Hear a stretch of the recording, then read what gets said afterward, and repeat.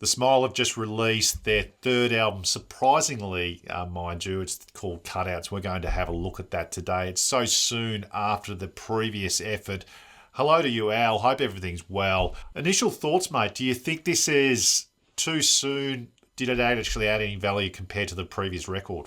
Yeah, that's a really good question, mate. Good morning. I must admit, it only feels like 5 minutes ago Wall of Eyes was released. I really do.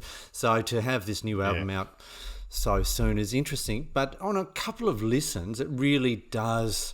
I think the NME really summed it up. I don't often read the NME, but they've come out to say it's basically experimentation without the baggage. I don't know if that's a fair comment to say, but I find that these guys can kind of still do whatever they want to do, but they don't have that baggage of Radiohead and all the stuff that's associated with it. And it's not till about track 3, Zero Sum, for me, that really you're getting your bang for buck with the direction of this album, mate. Like, to have the lyrics of, Windows 95, the imagery of Bill Gates and those guys dancing like it was 1995.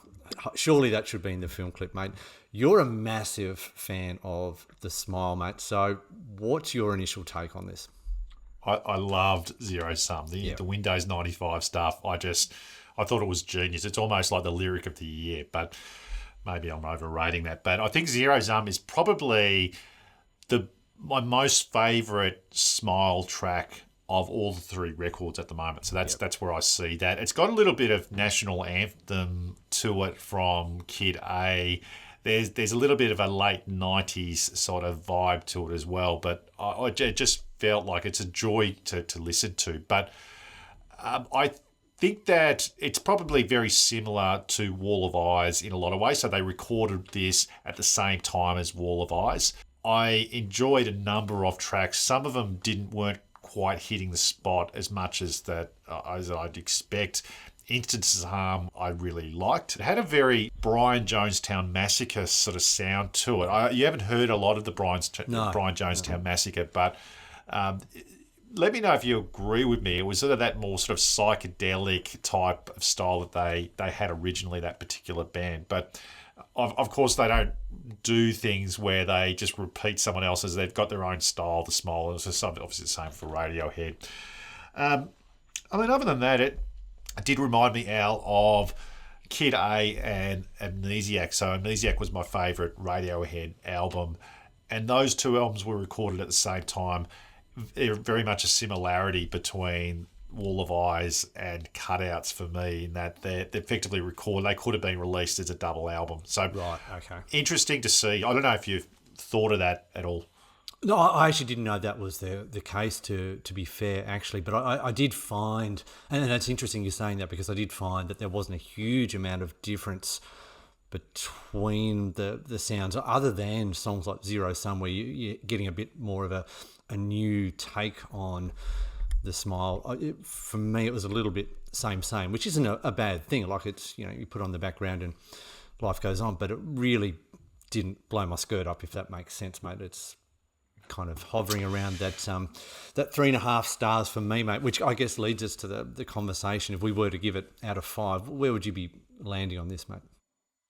I'm just hoping that it doesn't blow your skirt off, but I'm going to give this, I think of this as a 3 3/4 effort. It's not quite 4 stars for me, which is still not too bad. I think it's a shade below Wall of Eyes, and it's also a shade below the first album. But I don't think that's a bad thing, that they're presenting strong material. They're not really waiting and mulling over things before releasing, which is great. I mean, other songs I liked was Tiptoe and Bodies Laughing. The last song was also a great song. What did you think? Yeah, look, another few highlights for me were Don't Get Me Started and Colours Fly. Actually, I thought that was a really good song as well. And I'm going to give it 3.5, so just below you, Matt. I'd be interested to see what they're going to do next. But I just think they're in the stage of their careers. As you said, they're just going to throw anything out there and just hope it sticks. I mean, no harm, no foul. Like, it's still good stuff. And if they've still writing good stuff and experimenting, then bring it on, really. Like, it's not doing any harm. But I really can't differentiate that much between the last album and this one too much. I don't know if that's a fair thing Yeah, to say.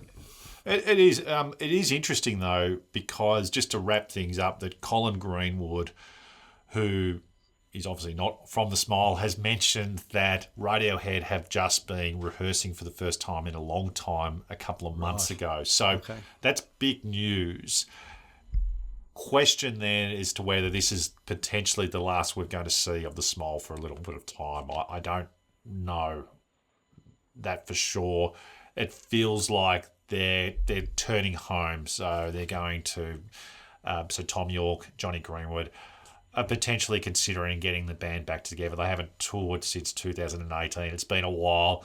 Don't know if that means new material or just touring, but there is a little bit of a watch that space. But yeah, and I know you're looking forward to probably launching a bit of Radiohead too. But yeah, let us know in the comments what you see. That little bit of tidbit is interesting to know if this is actually the last we'll see of the Smile. So let us know what you thought of this album.